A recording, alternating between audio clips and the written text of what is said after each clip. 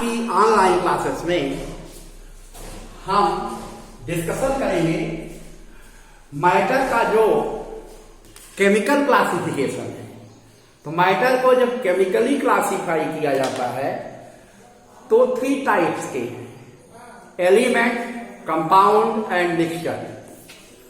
अब इनमें से सबसे पहले हम एलिमेंट पे चर्चा करते हैं। हमें ऑल अराउंड अधिकतर चीजें जैसे दिखती हैं, आयरन, ऑर्नामेंट्स दिखते हैं, आभूषण जैसे सिल्वर के, गोल्ड के, ये सब एलिमेंट ही हैं। हम सबसे ज्यादा यूज तो आयरन मेटल का ही करते हैं। तो वास्तव में ये मेटल जो है एलिमेंट के ही फॉर्म है। एलिमेंट वास्तव में प्योरेस्ट फॉर्म ऑफ मैटर है। Element is purest form of matter. It only consisted of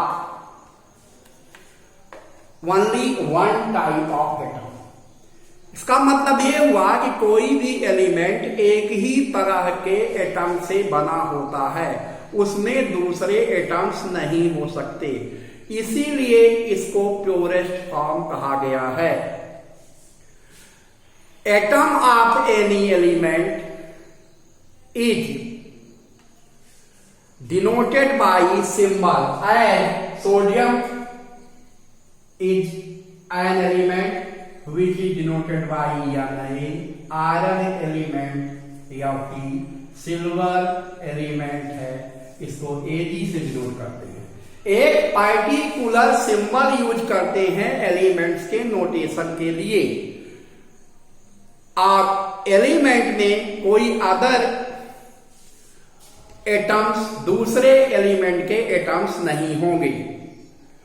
Formation of element by physical or chemical methods can not be possible. Element का formation chemical reaction से नहीं होता। Extract कर सकते हैं उनके compound से, लेकिन हम इसको बनाते नहीं हैं element. But nowadays some synthetic elements are formed. कुछ आर्टिफिशियल एलिमेंट्स बनाए जा रहे हैं और बनाए गए हैं, लेकिन naturally maximum elements are natural. अधिकतर एलिमेंट्स नेचुरल होते हैं और they are purest form. Element अगर पूछा जाए कि आप कौन कौन से नॉर्मली एलिमेंट जानते हैं, तो हम कह सकते हैं मरकरी है, सिल्वर है, गोल्ड है, आयरन है, ये सब एलिमेंट्स हैं। Composition of element is different. They are denoted by symbol. They have only one type of atoms. Therefore, this is the purest form. Atoms of element combine with each other, then they form compound. Atoms जब chemically react करते हैं तब compound का formation होता है। Without chemical reaction, formation of compound is not possible. तो अब हम आते हैं कंपाउंड पे।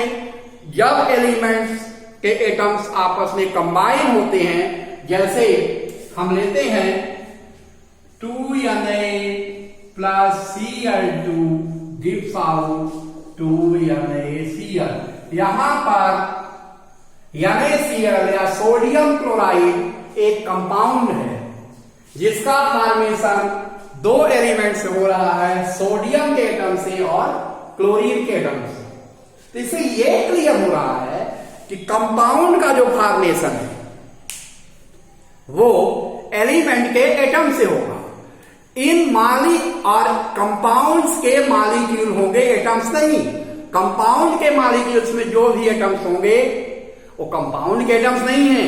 दे are atoms of elements by which this compound is formed. जैसे सोडियम क्लोराइड का कोई एटम नहीं होगा, सोडियम क्लोराइड का मॉलिक्यूल होगा। अब मॉलिक्यूल को डिनोट करते हैं मॉलिक्यूलर फार्मूले से। सोडियम क्लोराइड का मॉलिक्यूलर फार्मूला NaCl है, इसका सिंबल नहीं होगा। तो एटम्स जब केमिकल रिएक्शन करते हैं या केमिकल चेंज होता है, then formation of compound is possible. formation of compound is not possible by physical methods. Their formation is possible only by chemical methods. Compounds को हम केवल केमिकल मेथड से बना सकते हैं, केमिकल रिएक्शन से ही कंपाउंड बनेंगे, फिजिकल रिएक्शन से नहीं।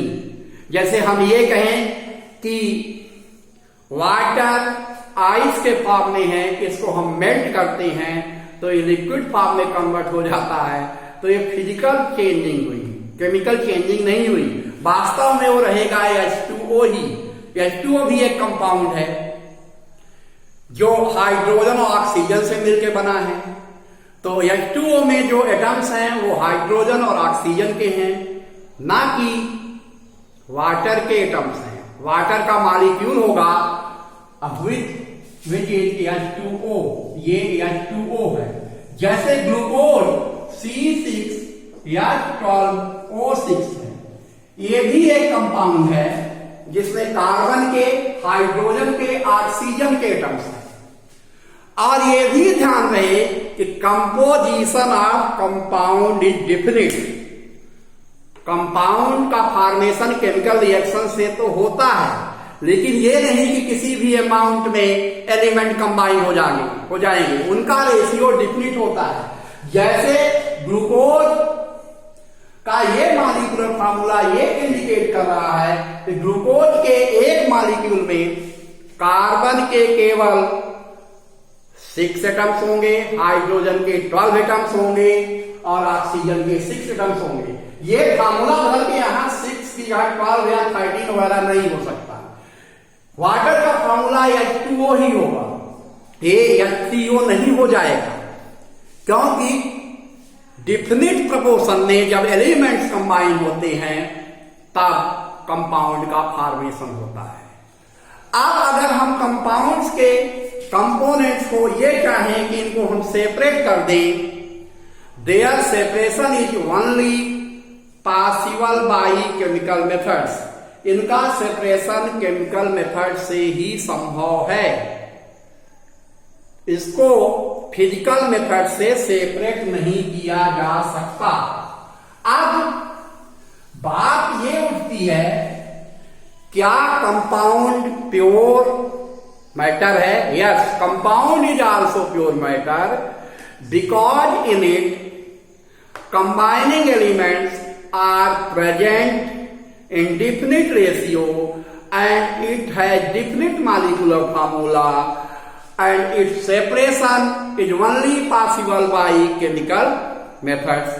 तो ये बात हो गई कंपाउंड के बारे में। अब थर्ड जो टाइप्स है मैटर का वो मिक्सचर आता है। तो मिक्सचर का फॉर्मेशन के लिए जरूरी नहीं कि केमिकल रिएक्शन हो, ये फिजिकल मेथड से ही प्रिपेयर्ड होता है। जैसे हम डस्ट, सैंड, चॉक आपस में मिला दें, देन इट बिकम्स मिक्सचर। तो ये मिक्सचर हो जाएगा। शुगर को हम डिजॉल्व कर दे वाटर में तो भी कोई केमिकल चेंजिंग नहीं होगी, ये भी मिक्सचर है।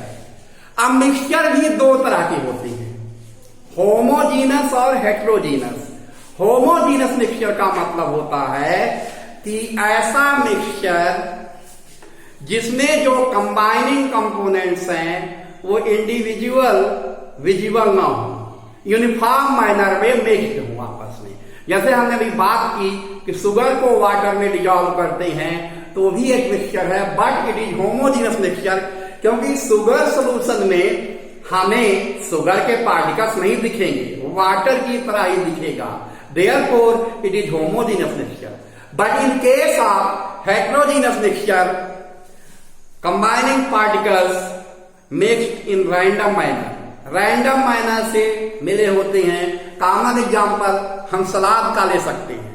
सलाद में जिन सब्जियों को हम मिलाते हैं वो हमें अलग अलग दिखती हैं, ये हेट्रोजीनस मिक्सचर है। सैंड को मिला दिया हमने क्ले के साथ, चॉक के साथ, तो इसमें हमें अलग अलग पार्टिकल्स दिखेंगे। तो नॉन यूनिफॉर्म मैनर में जब कंपोनेंट्स मिक्सचर में मिले हुए हैं उनको अलग अलग सेपरेटली देखा जा सकता है, they can be visible separately, then this type of mixture is known as heterogeneous mixture. मतलब मिक्सचर दो हो गए, होमोजीनस, हेट्रोजीनस। आज की क्लास को हम यहीं समाप्त करते हैं, बाकी मैटर पर चर्चा हम नेक्स्ट क्लास में करेंगे।